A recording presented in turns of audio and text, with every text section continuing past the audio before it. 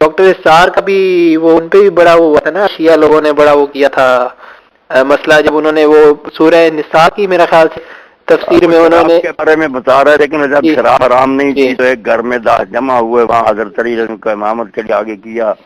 انہوں نے پی ہوئی تھی، سب نے پی ہوئی تھی، وہ قل یا ایھا الکافرون نے پھر لا سارے چھوڑتے گئے جی تو سارا کوئی بنتا گیا نا، جی عابد متعبدون وانتم عابدون، لا سارے کھا گئے، جی تو پھر اللہ تعالیٰ نے یہ آیتیں اتاری کہ نماز کے قریب نہ جایا کرو جب بے ہوشی کی حالت میں۔ جی تو اس یہ واقعے ہاں پرانے زمانے سے ہی جھگڑا چلا آ رہا کہ وہ امام حضرت علی تھے یا وہ عبد الرحمن بن عوف تھے یا کوئی اور تھا، اس طرح کی بات لوگ کرتے ہیں۔ اوتھینٹک بات کیا اتھینٹک بات تو یہی ہے کہ یہ روایت نہیں بیان کرنی چاہیے، نہیں، لیکن روایت صحیح ہے یہ۔ نہیں روایت کا ہی خلل لانا کتاب ابن صاحب جو اس کا حافظہ خراب ہو گیا تھا، اس لیے علماء اس کی روایت کو نہیں نہ لیتے، اچھا تو احتیاط ہی کرنی چاہیے۔ مجھے لے گئے تھے پھر یہ سارے گری نشین تھے نا لاہور، ہاں تو وہاں میرا خطاب کرایا تھا، اس پر میں نے پھر تشریح کی تھی۔ ایک تو اس میں ہے کہ ذہن مختلف بڑا راوی ہے، ایسا ہے کہ وہ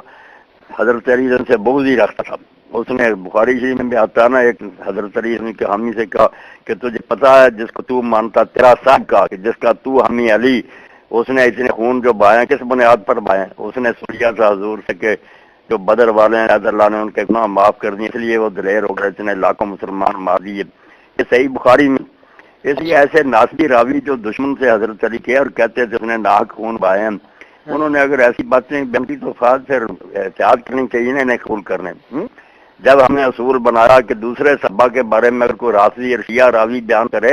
وہ بے شک کتنا اچھا، مگر وہ جب وہی بیان کرا اور کوئی بتا نہیں تو ہم سنبھل جاتے ہیں کہ یہ چونکہ ذہن مخالف ہے اس لیے اس کی گواہی جو ہے نا سمجھ کر ہی دینی چاہیے۔ یہ بالکل ایک معقول بات ہے کہ آدمی کے رجحانوں کا بھی پتہ کرنا چاہیے کہ یہ راوی جو ہے نا اس کے کیا عقائد تھے، رجحان کیا تھا۔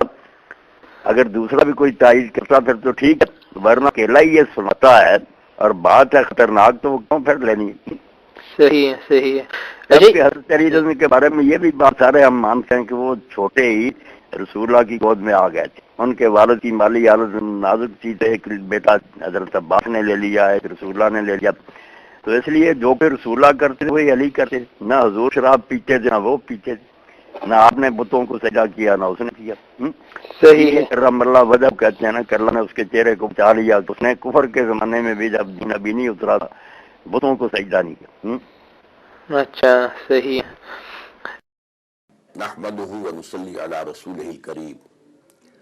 12 جون کو کیو ٹی وی کے پروگرام میں جو واقعہ میں نے سورۃ النساء کی آیت نمبر 43 کے حوالے سے بیان کیا تھا، حضرت علی رضی اللہ تعالی عنہ وکرم اللہ وجہہ یا دوسرے جلیل القدر صحابہ کرام کی محبت اور عقیدت ہر مسلمان پر لازم ہے، اور میں کبھی ان کی جناب میں گستاخی کا تصور بھی نہیں کر سکتا۔ تاہم میرے بیان سے اگر کچھ حضرات کے جذبات کو ٹھیس پہنچی ہو تو میں ان سے معذرت خواہ ہوں۔